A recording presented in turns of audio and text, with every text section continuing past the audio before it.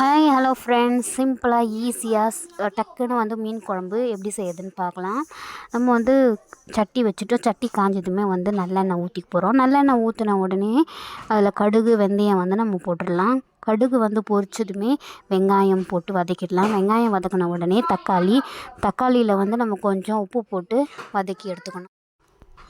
தக்காளி வந்து நல்லா வதங்கி வந்த உடனே நம்ம கொஞ்சம் பூண்டும் வெங்காயம், ஒரு பெரிய சைஸ் வெங்காயம், பெரிய சைஸ் தக்காளி, இதை வந்து நம்ம வந்து ஃபைன் பண்ணிக்க போகிறோம். இதை ஃபைன் பண்ணி எடுத்துக்கலாம். ஃபைன் பண்ணதை நம்ம வந்து ஆல்ரெடி வெங்காயம் தக்காளி வதக்கி வச்சுக்கிறோம் பார்த்திங்களா, அந்த சட்டியில் இதையும் போட்டு நம்ம வந்து பச்சை வாடை போகிற வரையும் நல்லா வதக்கி எடுத்துக்கணும்.